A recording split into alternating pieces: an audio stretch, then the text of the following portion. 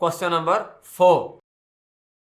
ए हमारे पास है पाई R square और हमें पाई की जो वैल्यू है वो तो हम जानते हैं 22/7 होती है और आर की वैल्यू भी हमें गिवन है 15।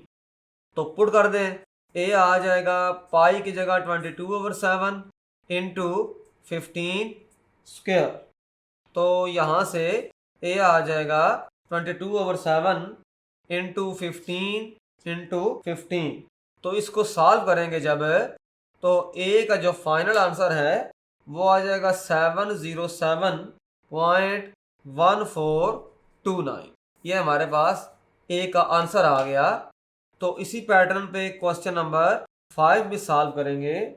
v है 1/3 पाई आर स्क्वायर h और जो हमें वैल्यूज गिवन हैं उनको जरा पुट कर दें इनके अंदर।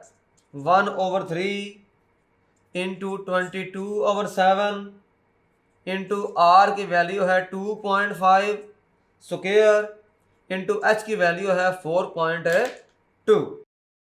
तो यहाँ से v आ जाएगा 22 into 2.5 into 2.5 into 4.2 over 3 into 7 हो जाएगा। तो इसको सॉल्व करेंगे तो नोमिनेटर का जो आंसर आएगा वो आएगा 577.5 और नीचे 21। तो यहाँ से फाइनल जो आंसर आएगा वो 27.5 आ जाएगा। क्वेश्चन नंबर 4 के अंदर हमें एरिया का फार्मूला गिवन था, area of circle A equal to pi R square. और जो क्वेश्चन नंबर 5 है उसमें वॉल्यूम का फार्मूला गिवन था।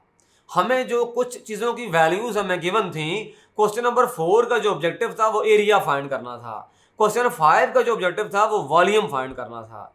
हमें क्वांटिटीज जो हैं वो गिवन थी, हमने उनको पुट किया क्वेश्चन नंबर 4 और 5 के जो फार्मूलाज हैं और उनको सिंप्लीफाई करने के बाद न्यूमेरिकली आंसर आ गया। मुझे यकीन है कि आपको ये चैप्टर जो है अच्छे अंदाज में समझ आ गया है। हमने मैक्सिमम जो क्वेश्चंस हैं उनको डिस्कस कर लिया है ऑल ओवर द एक्सरसाइज। और इसमें यह है कि जो फार्मूले हमने यूज़ किए, टेबल्स को यूज़ किया, एंटी लॉग के टेबल्स को यूज़ किया और उसके बाद फाइनली हमने काफ़ी सारी चीज़ें अंडरस्टैंड कर ली। अब जो बाकी एग्जाम्पल्स हैं, जो क्वेश्चंस हैं, वो आप खुद सॉल्व कर सकते हैं। मेरा नाम असद है और मैं मैथ्स टीचर हूँ tutoria.pk में। मिलते हैं इंशाल्लाह नेक्स्ट वीडियो में।